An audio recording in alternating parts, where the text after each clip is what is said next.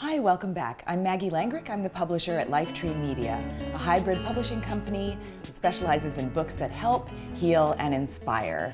We are really driven to help mission-driven experts to get their best knowledge and information into the hands of people who need it most. And that's why I'm sitting here today with Dr. Vanessa Lapointe. If you've missed our previous interviews, I'll recap for you.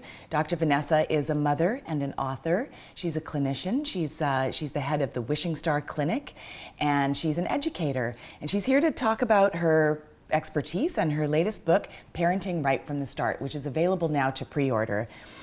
So Vanessa, I want to start with a pretty bold topic. We're talking today about what to do when your child is crying. Mm-hmm. Now, the sound of a baby or a toddler crying must be one of the most difficult and distressing sounds in the universe. So, we are all primed to pretty much swoop in and soothe or, alleviate that distress and make the crying stop, basically. Mm-hmm. And yet, there's a lot of traditional advice that, suggests that if we rush in to soothe and try to, soothe our children's crying right away, that we're gonna somehow make them less able to soothe themselves. It's very confusing for parents. So what would you say to that?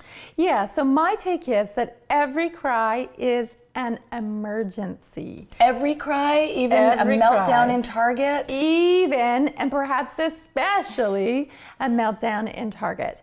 And the reason for that is that we are a social species. And part of being a social species means that we are going to grow best in the context of relationship. And so when children are distressed, what happens is they actually become co-regulated by us, the caring, compassionate, swooping in adult from the outside. We walk across the brain bridge from our heart into their brain, and we soothe them and settle them. And so as this process repeats, I don't know, you have an infant at home 89 times a day, you got a toddler at home 67 times a day, you got a preschooler at home 24 times a day.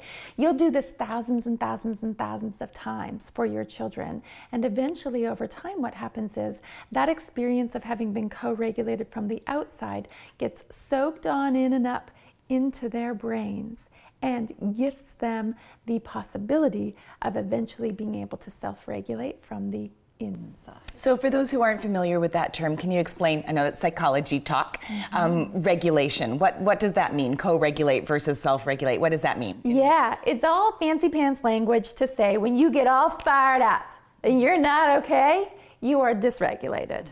And so if you're having big yelly shouts, if you're having a big tantrum, if you're having a big meltdown, if you're having a big cry, you've become activated deep down in the neural core of the brain. 3 inches in and down from where my finger's pointing right now. And that's the downstairs part of the brain. It's where all of our emotional circuitry is housed. And so when you get fired up, you are dysregulated. You aren't in your most settled state. You aren't able to think. You're not able to problem solve. You're fired up. And then your big person comes along, because we're a social species, that's how it works. They come along and they settle you. And they soothe you. And that's co-regulation. That's co-regulation. So it's regulation from the outside. And you cannot teach children how to regulate from the inside. Self-regulation is not something that can be taught through direct instruction. Rather, you must gift your children the opportunity to over and over and over again experience regulation via co-regulation from the outside. And they will eventually become able to self-regulate, not because they were taught, because they experienced it.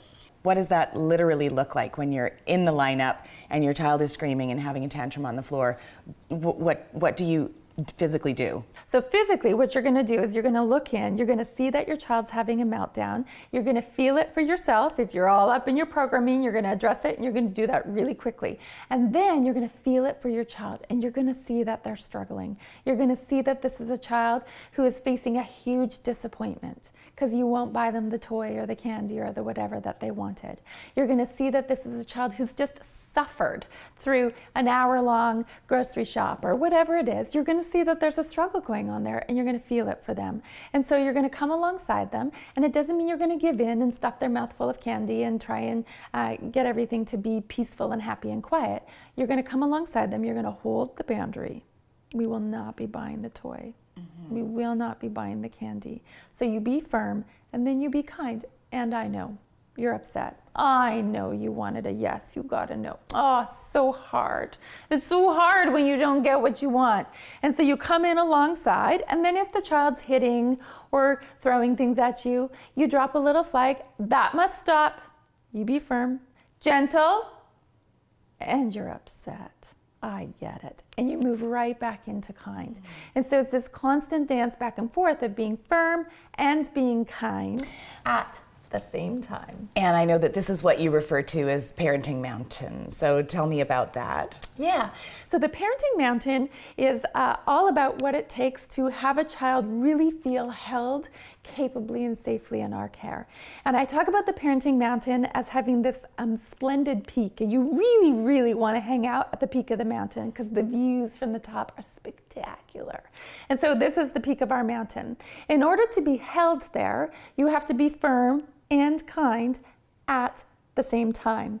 If you get too big with firm and you sort of lose out on the kind side, you're going to roll down this side of the mountain very quickly if you have an orchid child, as it happens. Maybe a little less quickly with a dandelion, but nevertheless, you're going to roll down this side of the mountain and you just become a bully. If there's not kind balancing out your firm, your child will experience you as mean. And that doesn't give them a safe space to lean into. In fact, they'll be trying to run away from you. On the other side of the parenting mountain, we have kind. And if you get too big with your kind, so you've surrendered all the firm, and you get too big with kind, you're going to roll down that side of the mountain and turn into this weebly wobbly jellyfish kind of parent who has no backbone, no spine. So one of the most challenging situations in raising a child, especially when your kids are small, they're babies or toddlers, is around sleep. And this is where crying often becomes very real and very problematic for parents, not knowing how to step in and why to step in and when to back off and all of that. There's a lot of disagreement and discussion about sleep training. Tell us your views on sleep training and leaving your child to cry themselves to sleep. Yeah, so we don't do that. That's the short version of my view on sleep training. And the big picture around that is a really important one for parents to understand.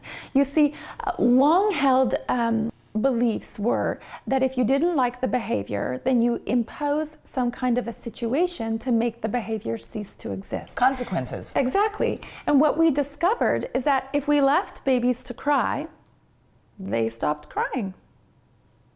And so then we thought, okay, cool, then we're winning. So here's how we do sleep. If our babies are just crying a lot, then we just leave them to cry, and eventually they'll stop crying and they'll figure out how to self-soothe and go back to sleep.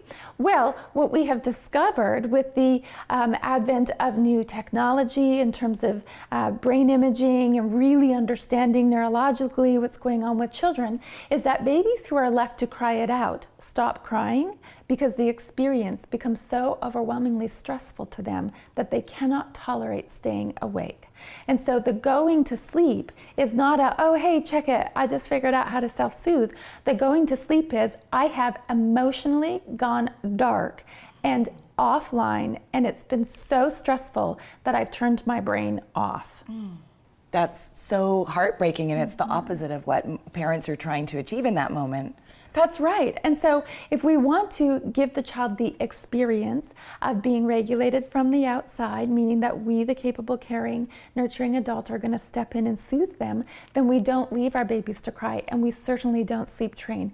We adjust our expectations in terms of what sleep is meant to look like based on two things. One is they're babies.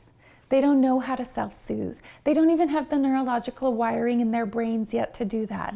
That is a long time off down the road. So we have to adjust to the developmental age and stage of the child, and we also must adjust to the sort of child that we were gifted. Do you have a really sensitive, intense orchid child, or do you have kind of a more easygoing dandelion child? And how we deal with crying and how we understand our child's needs will need to be calibrated to that kind of perspective.